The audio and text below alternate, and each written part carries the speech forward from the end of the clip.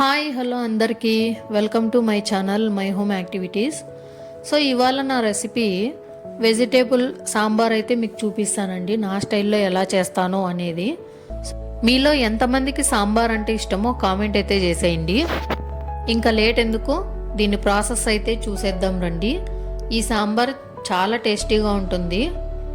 So ఇప్పుడు నేను సాంబార్ కోసం ఒక 3 రకాల పప్పులను అయితే తీసుకున్నానండి. ఒక గ్లాస్ కందిపప్పు, ఒక గ్లాస్ ఎర్ర కందిపప్పు ఉంటుంది కదండి, అది ఒక హాఫ్ గ్లాస్ పెసరపప్పు అయితే తీసుకున్నాను.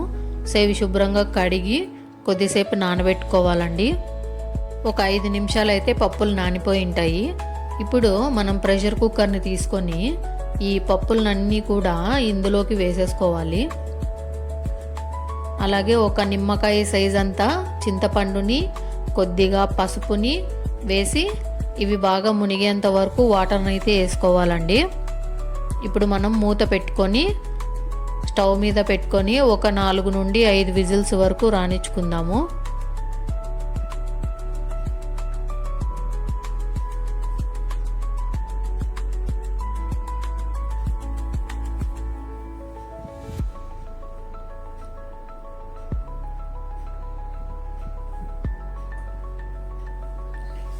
సో పప్పులన్నీ బాగా ఉడికిపోయాయి.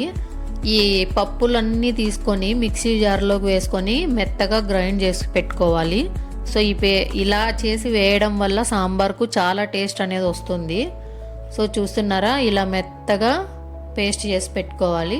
ఇప్పుడు మనం సాంబార్ కోసం మీకు నచ్చిన కూరగాయలను అయితే తీసుకోండి. నేనైతే ఇక్కడ ఉల్లిపాయ, కాలీఫ్లవర్, టమాటో, ఆలు, వంకాయ, అలాగే బీన్స్, అలాగే కొంచెం క్యారెట్, ఇది సీమ వంకాయ తెలుసు కదండి, బెంగళూరు వంకాయ అని కూడా అంటారు.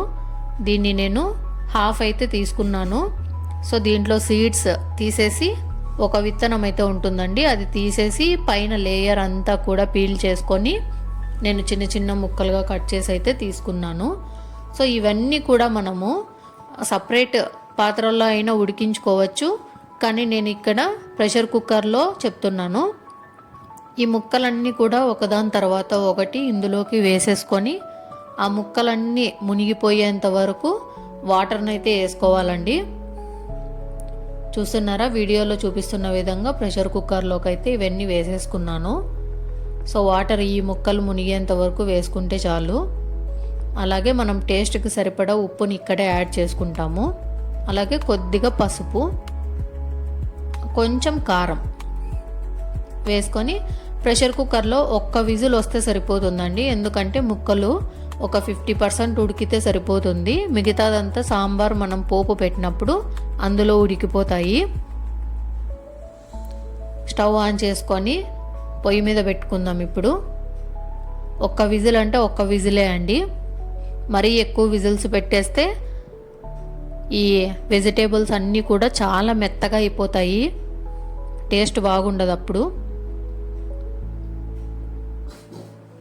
చూస్తున్నారా, ఒక్క విజిల్ పెట్టి నేను ఆవిరంతా కూడా తీసేసాను.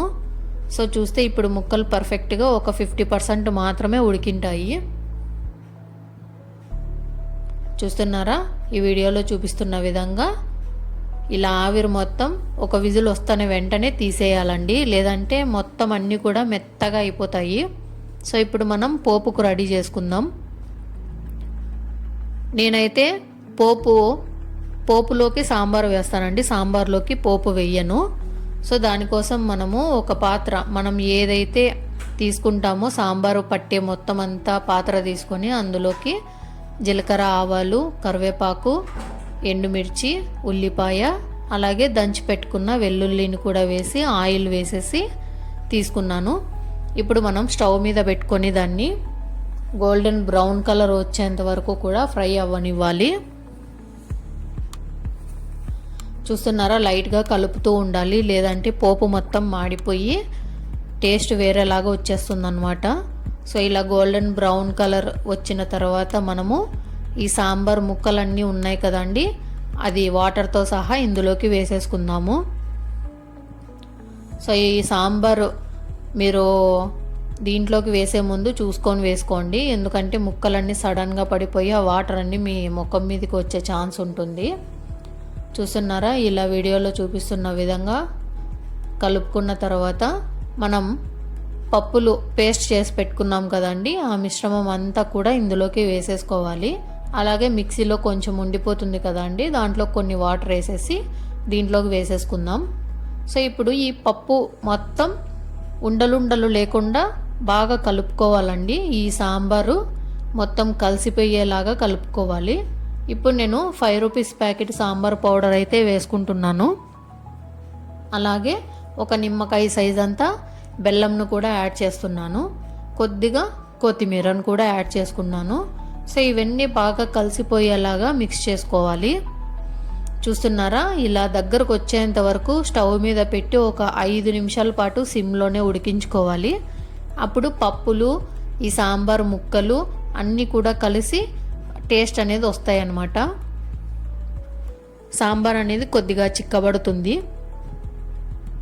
సో వీడియోలో చూపిస్తున్న విధంగా ప్లేట్ కొంచెం హాఫ్ వరకు మూసిపెట్టి ఒక 5 మినిట్స్ వరకు ఇలా ఉడకనివ్వాలి. సో మనకు ఈ వాటర్ కన్సిస్టెన్సీ అంతా చిక్కగా వచ్చేంత వరకు ఉడకనివ్వాలి. చూస్తున్నారా, ముక్కలన్నీ కూడా మిగతా 50% కూడా ఇందులోనే ఉడికిపోయాయి. సాంబార్ చిక్కగా అవుతుంది. సో ఈ సాంబారు వీక్లీ వన్స్ చేసుకుంటే చాలా హెల్త్కు మంచిది, ఎందుకంటే అన్ని వెజిటేబుల్స్ కూడా ఇందులో వేసుకుంటాం కాబట్టి. ఈ సాంబార్ పొంగల్లో కానీ, రైస్లో కానీ, ఇడ్లీలో కానీ చాలా బెస్ట్ కాంబినేషన్ అండి. సో ఈ వీడియో నచ్చితే గనక లైక్ చేసి మన ఛానల్ని అయితే ఫాలో చేయండి. మీరు కూడా ట్రై చేసి ఎలా వచ్చిందనేది నాకు కామెంట్లో చెప్పండి. Thanks for watching guys.